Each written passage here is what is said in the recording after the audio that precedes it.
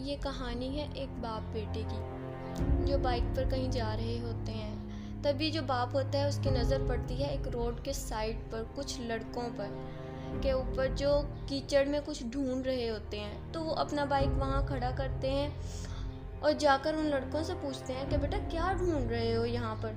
तो उनमें से एक बोलता है कि आपको नज़र नहीं आ रहा है कि सामने एक सोने का फल है, हम उसको पाने की कोशिश कर रहे हैं।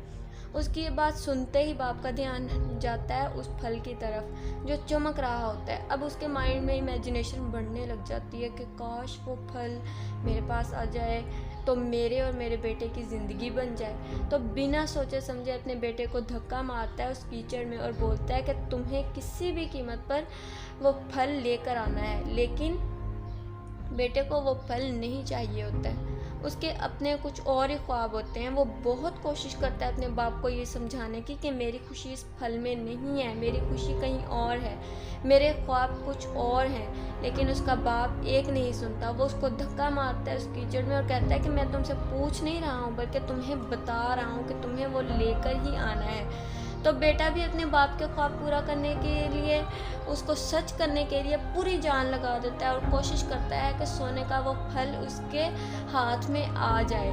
जैसे जैसे वो हाथ पैर मारता है उस फल को हासिल करने के लिए, तो वो उस कीचड़ में फंसता चला जाता है और फिर उसको जाकर समझ आती है कि वो कीचड़ नहीं, वो दलदल है। वो चीखता चिल्लाता है, अपने बाप को आवाज़ें देता है, लेकिन उसका बाप उसकी एक नहीं सुनता। बोलता है बहाने मत बना, और भी तो वहाँ पर बहुत सारे लोग हैं कि जो ये कर रहे हैं, अगर वो कर सकते हैं तो तुम क्यों नहीं कर सकते। फिर वो एक बार पूरी कोशिश करता है, अपनी पूरी जान लगा देता है, फिर से उसके हाथ में कुछ नहीं आता और वो धीरे धीरे नीचे धंसता चला जाता है और अंधकार में उलझ जाता है। तब जाकर उसके बाप को एहसास होता है कि उससे कितनी बड़ी गलती हो गई। वो वहीं बैठकर रो रहा होता है, चीख रहा होता है, चिल्ला रहा होता है। तब वहाँ पर एक आदमी आता है, वो उस बाप से पूछता है कि तुम क्यों रो रहे हो।